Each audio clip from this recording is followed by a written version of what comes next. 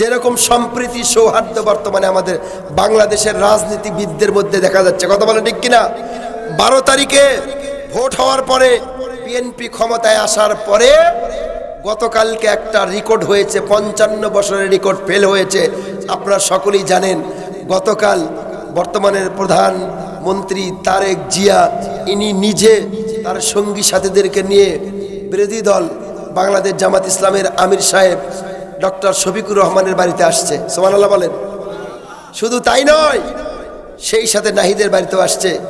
গত 55 বছরে এই রকম কেউ সম্প্রীতি দেখাতে পারে? এটা ভালো দিক। নির্বাচন হবে, ভোট হবে, তোমার দল তুমি করবা, আমার দল আমি করব, আমি জিতে গেলাম তুমি হারিয়ে গেলে, যাওয়ার পরে তোমাকে ধরো মারো কাটো, এই রাজনীতি আর বাংলার জমিনে হবে না ইনশাআল্লাহ বলেন। এটা আপনারা খুশি না বেজার? কি সুন্দর তারেক জিয়া আসলো, জামাতে আমিরের সঙ্গে সুন্দর করে কথা বলল, তার কাছে পরামর্শ তিনি পরামর্শ দিলেন, পরামর্শ নিলেন, নাহিদের কাছে গেলেন, পরামর্শ দিলেন, পরামর্শ নিলেন। এটাই তো সম্প্রীতির দেশ, এটাই তো সৌহার্দ্যের দেশ, কথা বলেন ঠিক কিনা?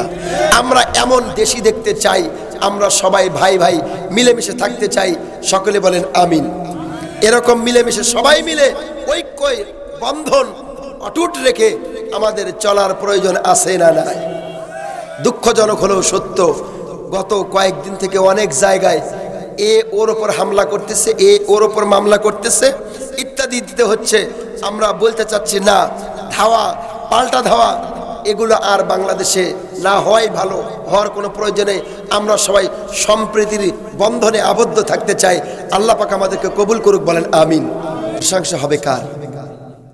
আওয়াজ দিয়ে বলেন, প্রশংসা হবে কার? মাশাআল্লাহ, সুন্দর সুন্দর, মুরব্বি অত্যন্ত ভালো কাজ করেছেন। কোরআনের মাহফিলে এসে আমরা পরস্পরে কথা বলবো না, অত্যন্ত মনোযোগ সহকারে কিছু কথা শুনবো ইনশাআল্লাহ। বাজান বসেন।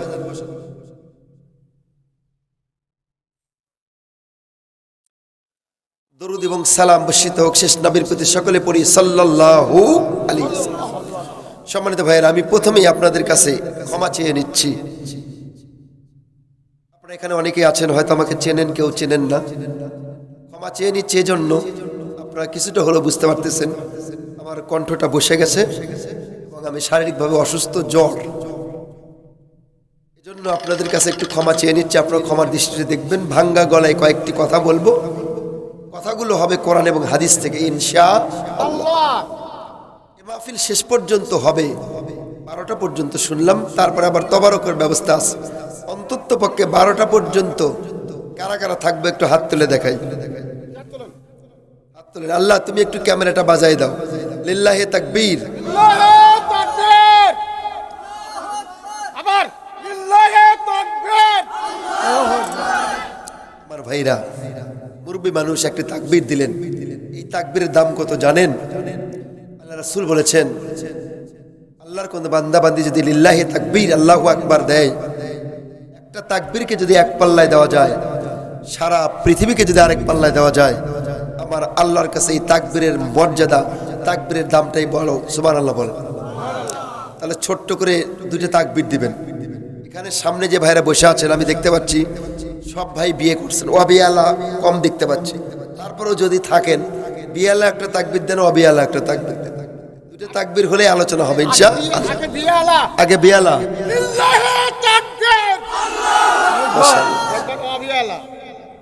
ওয়াবিয়ালা আপনি দেন, আপনি তাকবীর দেন, ওয়াবিয়ালা তাকবীর দেখেন। ওয়াবিয়ালা করে মধ্যে ওর বিয়ালারও তাকবীর দিচ্ছে, ওই যে দেখছেন না, লক্ষণ ভালো নয়। ওয়াবিয়ালা দেওয়ার মধ্যে মানে কি বিয়ারাটা করবি। আচ্ছা বসেন। সম্মানিত ভাইরা আমার, লম্বা কোনো কথা হবে না। আর মাত্র 2 দিন পর আমাদের মাঝে একটা মাস আসবে। মাসটার নাম হচ্ছে রমজান মাস। জোরে বলেন কি মাস? আরো জোরে বলেন কি মাস? প্রথম কথা হলো, এই রমজান শব্দের শাব্দিক অর্থ হলো জ্বালিয়ে দেওয়া, পুড়িয়ে দেওয়া। এবার কথা হলো, আল্লাহ পাক আমাদেরকে যা রমজান মাস দিচ্ছেন, এই মাসে আমরা কি জ্বালাবো, কি পোড়াবো? আমরা কি আমাদের ঘর বাড়ি জ্বালাবো? জি না, কি পোড়াবো? আল্লাহ পাক বলে, ও বান্দা, আমি তোমাদেরকে 11 মাস পর পর প্রতি বছর একটা মাস দেই, মাসটা হলো রমজান মাস। এই রমজান মাসটা আমি আল্লাহ তোমাদেরকে দান করি।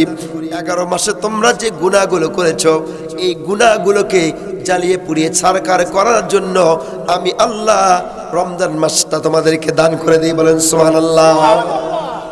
রমজান শব্দের শাব্দিক অর্থ জ্বালিয়ে দেওয়া, পুড়িয়ে দেওয়া, ছারখার করে দেওয়া। সম্মানিত মায়েরা অত্যন্ত মনোযোগ দিয়ে শুনবেন, তাহলে এই রোজার মাসে আমরা আমাদের জীবনের গুনাহগুলোকে ক্ষমা করে নেব ইনশাআল্লাহ।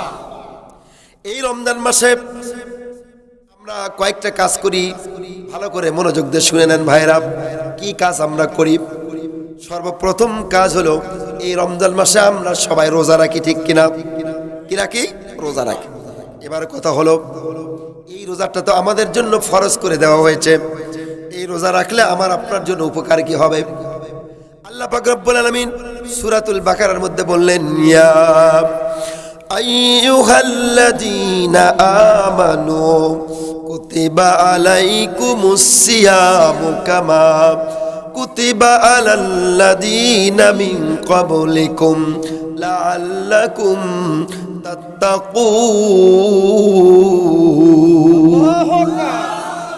আমার ভাইরা, আমার আব্বাজানেরা, আল্লাহ পাক বলে এই পৃথিবীর যত ইমানদার মানুষ আছে সব ইমানদার মানুষদেরকে ডেকে ডেকে বলে, ইমানদারেরা শোনো, কুতিবা আলাইকুমুস সিয়াম, তোমাদের উপরে রমজানের রোজাকে ফরজ করে দেওয়া হয়েছে। আপনাদের কাছে প্রশ্ন করতে চাই বাজান, আপনারা সবাই মিলে একটু বলেন তো, রমজান মাসের রোজাটা নফল, সুন্নাত না ফরজ? সবাই মিলে বলেন। আল্লাহ বলে এই রমজান মাসের রোজাটা আমি তোমাদেরকে ফরজ করে দিয়েছি। তবে সবাই শুনে রেখো, তোমরা মনে করো না এই রোজাটা শুধু তোমাদের উপর ফরজ ছিল, না না, কামা কুতিবা আলাল্লাযীনা মিন ক্বাবলিকুম, আল্লাহ বলে বান্দা তোমাদের আগেও কিছু জাতি ছিল, এই জাতিদের উপরে যেমনি করে রমজানের রোজাকে ফরজ করে দেওয়া হয়েছে, ঠিক তেমনি করে তোমাদের উপর রোজাটাকে ফরজ করে দেওয়া হয়েছে। এবার প্রশ্ন হলো, আল্লাহ গো, তুমি যে আমাদের জন্য রমজানের রোজাটাকে ফরজ করে দিলা, এই রমজানের রোজা রাখলে আমাদের কি লাভ হবে, কি উপকার হবে? এই কথা যখন আমি আল্লাহকে প্রশ্ন করব, আল্লাহ পাক বলছেন, বান্দা শোনো, আমি তোমাদের উপরে যে রমজানের রোজাটাকে ফরজ করে দিয়েছি, এই রমজানের রোজা যারা রাখবে, রমজানের সিয়াম যারা পালন করবে, রোজা যারা রাখবে, রোজা রাখার মাধ্যম দিয়ে 1 নম্বর যেই কাজটা হবে সেটা হলো লাআল্লাকুম তাত্তাকুন, তোমরা আল্লাহকে ভয় করতে শিখবা। সুবহানাল্লাহ। এবার প্রশ্ন হলো, আল্লাহ এই রমজানের রোজা রাখার কারণে তোমার ভয় আমাদের অর্জন হয়, আল্লাহ গো তোমাকে ভয় করলে আমার লাভটা কি হবে? এবার কোরআনকে প্রশ্ন করেন, কোরআন, ও কোরআন তুমি একটু বলো তো, আল্লাহকে ভয় করলে আমাদের লাভটা কি হবে?